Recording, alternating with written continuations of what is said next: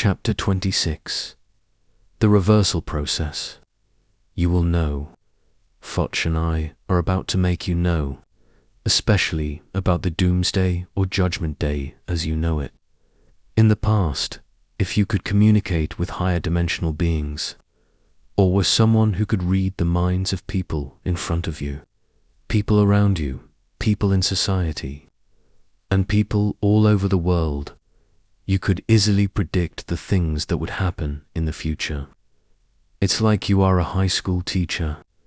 If you see that a student isn't paying attention in class and isn't trying to practice any skills, and if that teacher knows the student's personality, knows the environment the child lives in, knows their family background, knows their close friends, and knows the state of society, how much struggle there is, the teacher can accurately predict that child's future as if they could see it, she explained.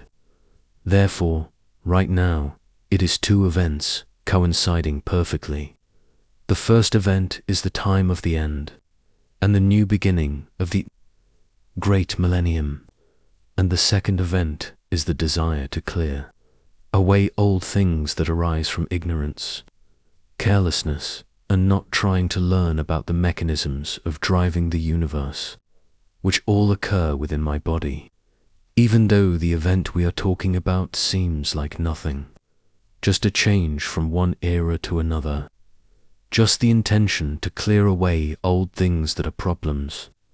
The process that will occur from now on is an event that seems so severe that it will lead to a massive loss. And this is probably the reason why people in the past paid special attention to what would happen during the present time, she explained.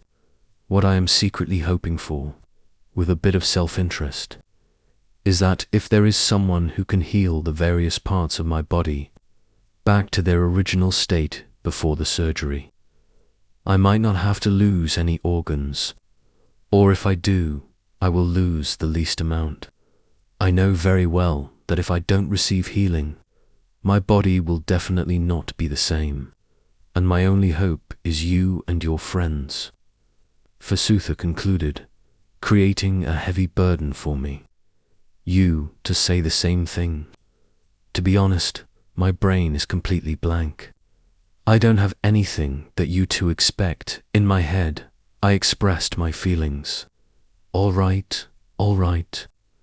The reason I intentionally brought you here, to meet the form that is like the mother of this world, is because I want you to know various things that you don't yet know that you need to know, so that you can analyze and synthesize the information you get into. What you will have to do in the future, Foch interjected, but it only added to my pressure. Yes, Foch, I replied. Try looking around you again. These dense, clear gemstone pillars are the objects that store the data of everyone who has ever been born on this world. These gemstone pillars are compressed to become denser and denser, according to the amount of information they accumulate, he explained. I don't understand. Why is that? I asked. As I said, the energy field here is unlike anywhere else in the world. Generally, energy fields expand, but here it is contraction or compression instead. So, it has a special state composed of absorption, ingestion, reception, which is the same state as the creation of your experiences. Because your consciousness also has a state of absorption, ingestion, reception from the five senses to create various experiences on Earth. Therefore, there is a close relationship between the information that is the stories of all humans on Earth and this place. To elaborate on this, if humans want to escape the Earth's energy field, humans must change this process to the opposite, releasing, letting go, giving away, sacrificing, sharing, or what you call love or compassion, because this state can stop the process that causes induction with the Earth's magnetic field, which is equivalent to completely cutting off from the bondage that ties the mind. He further explained, "What you're saying here seems to be a simple process." I said, "But why can't humans do it? Indeed, what do you think is the reason?" He asked back, "Or is it related to a misunderstanding of the word love?" I replied, "This is the difference in quality between humans on Earth and the higher dimensional beings scattered throughout the world. Whenever you can consistently create this opposite state, you will immediately be considered a higher dimensional being. But most people can't do it because they do it insincerely. Even though the result may be giving and sharing, there is something hidden which only the giver knows well. However, they cannot deceive energy. As long as there is something hidden, energy is considered reception, and its result follows the same mechanism," he further explained. "Let's get to the point. The reason I brought you here is because," he said, but then paused, as if waiting for something. "What is it?" I asked after not hearing him continue speaking. "The reason I paused is because I'm assessing whether Vasutha should be the one to tell you this, especially the details about the rules and regulations of entering this place, and to give her due respect," Foch said. "Yes, of course." Vasutha's voice immediately arose in my thoughts. "Then I'll hand it over to you," Foch said. As Foch has already explained, concerning the energy processes of the material objects you see lined up around my mind, their physical characteristics become denser and denser. Or, to put it another way, the size of my Gaia body becomes smaller and smaller. If we measure from the first time it came into being, it would be almost half as large as it is now. Or the diameter of the sphere would be about 18 kilometers.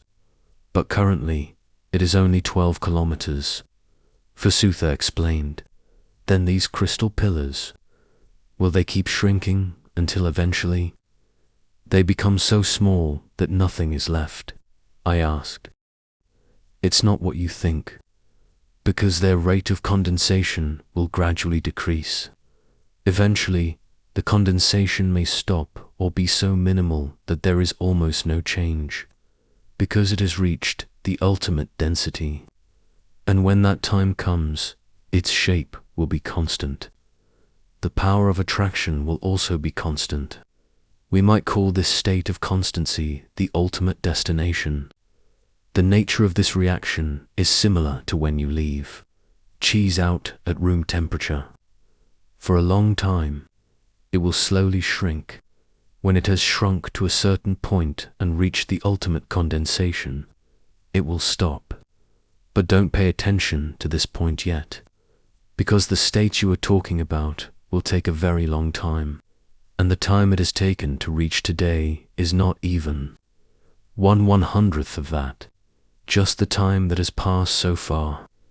We cannot even write down the number of it," Vasutha elaborated. "What you need to pay attention to is that among these pure material objects, every pillar has an owner, and the stories of that person are stored within. Stories that are collected from the very first day they were born on this world." Vasutha said, "Does that mean one of these pillars contains my story?" I interrupted while she was explaining.